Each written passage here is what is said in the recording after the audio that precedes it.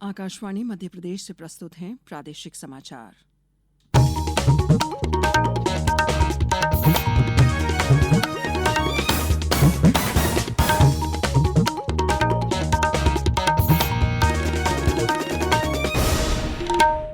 नमस्कार, समाचारों के साथ मैं शेख महजबीन अल्माज। प्रधानमंत्री नरेंद्र मोदी कल साइप्रस, कनाडा और क्रोएशिया की 5 दिन की यात्रा पर जाएंगे। साइप्रस के राष्ट्रपति निकोस क्रिस्टोडोलिडेस के निमंत्रण पर प्रधानमंत्री मोदी कल साइप्रस की आधिकारिक यात्रा पर जाएंगे। किसी भारतीय प्रधानमंत्री की 2 दशक में साइप्रस की यह पहली यात्रा होगी।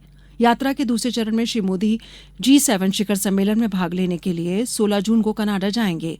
यह दौरा कनाडा के प्रधानमंत्री मार्क कार्नी के निमंत्रण पर हो रहा है। श्री मोदी शिखर सम्मेलन के दौरान कई द्विपक्षीय बैठकें भी करेंगे। यात्रा के अंतिम चरण में प्रधानमंत्री मोदी 18 जून को क्रोएशिया की आधिकारिक यात्रा पर जाएंगे।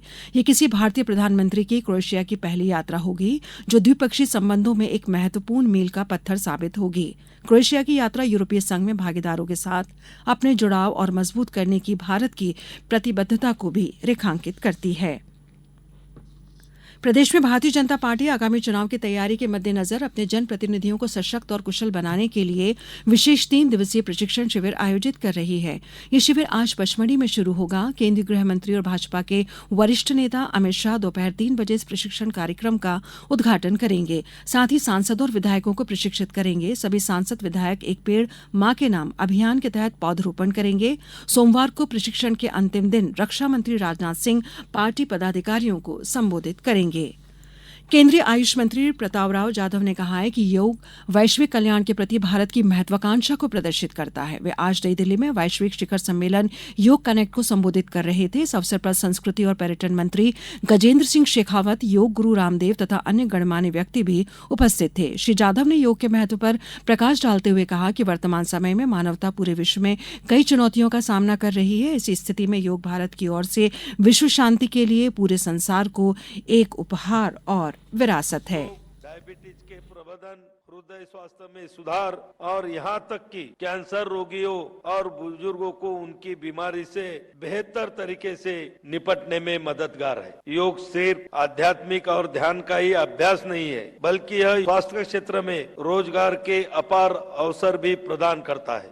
मूल्य पर उपार्जित की जाने वाली मूंग, उड़द के लिए संबंधित किसानों का पंजीयन 19 जून से शुरू होगा। इसके लिए किसान की फसल का नाम, आधार नंबर, बैंक खाता नंबर, IFSC कोड सहित भू अधिकार ऋण पुस्तिका की स्वप्रमाणित छाया प्रति संलग्न करना होगी। बैंक खाता राष्ट्रीयकृत बैंक एवं जिला सहकारी केंद्र बैंक की शाखा होना अनिवार्य है। सिकमी और बटाई काश्तकार को पंजीयन के लिए आवेदन के साथ सिकमी के अनुबंध की स्वप्रमाणित प्रति संलग्न करना होगी। राष्ट्रीय परीक्षा एजेंसी NTA ने आज नीट UG 2025 के नतीजे घोषित कर दिए हैं। राजस्थान के हनुमानगढ़ के महेश केसवानी की पहली और इंदौर के उत्कर्ष अवधिया ने देश भर में दूसरा स्थान हासिल किया है। परीक्षार्थी NTA की आधिकारिक वेबसाइट exam.nta.ac.in/नीट पर लॉग इन करके नीट रिजल्ट 2025 डाउनलोड कर सकते हैं। इसके अलावा रिजल्ट neet.ntaonline.in या exam.nta.ac.in पर भी देखा जा सकता है।